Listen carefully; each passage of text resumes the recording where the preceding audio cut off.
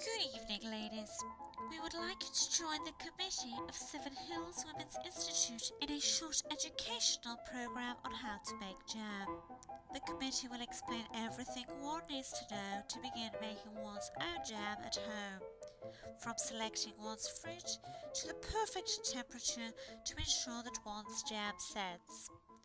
Most importantly, one should ensure that one has Bob Marley cranked up loud whilst engaging in this activity.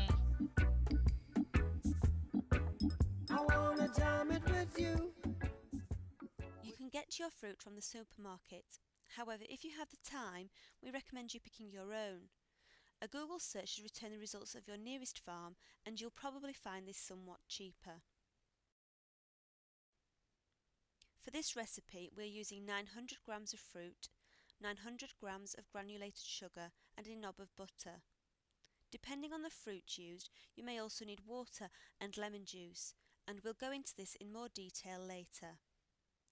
The most important item you need is a heavy-bottomed pan.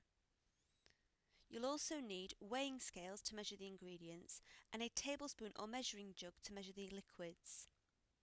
A jam thermometer is useful to test when your jam has reached the optimum temperature.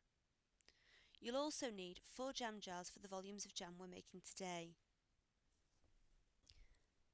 Check the fruit for soft spots which must be removed, and discard any berries with bruises or that are overripe.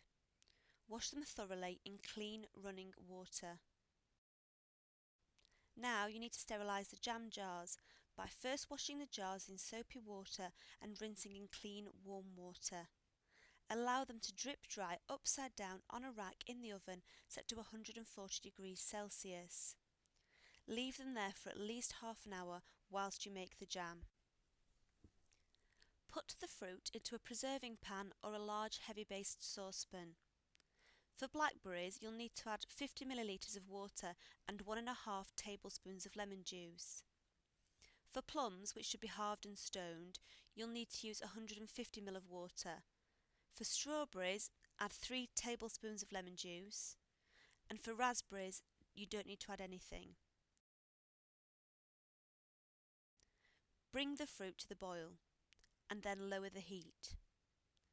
For blackberries, you'll need to simmer them for around 15 minutes. For plums, about 30 to 40 minutes. Raspberries will only need 2 minutes and strawberries about 5 minutes.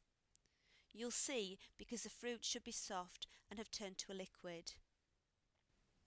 Dip in the sugar that you've measured and stir it over a very low heat until the sugar's completely dissolved. Now raise the heat and bring the mixture to a full rolling boil. Rapidly boil the fruit. Blackberries need 10 to 12 minutes, plums 10 minutes. Raspberries will need about 5 minutes and strawberries 20 to 25 minutes. Don't stir the mixture though until the setting point of 105 degrees Celsius is reached. If you don't have a jam thermometer to check the temperature, you can use a saucer that's been placed in the freezer. Take your saucer from the freezer and place a drop of jam onto the cold plate. After a few seconds, check the jam. The surface should have wrinkled. If the jam surface seems at the right consistency, it is done. Otherwise, return the mixture to the heat and boil it for a few more minutes before testing again. If you haven't already, take the jam jars out of the oven, being careful not to touch the sides and bearing in mind the surface will be very hot. Remove the jam from the heat and skim off any excess scum. Then stir a knob of butter across the surface, which helps to dissolve any remaining scum. Leave the jam for about 15 minutes so the fruit can settle, and then pour into the jam jars. Cover the top surface of the jam in each jar with waxed paper discs, and they should cover the entire surface of the jam. Press the wax disc down to create a complete seal. Seal the jars with a lid and label them. The jam will keep for approximately 6 months if kept in a cool place. Voila! Now you can have a go at making your own jam at home.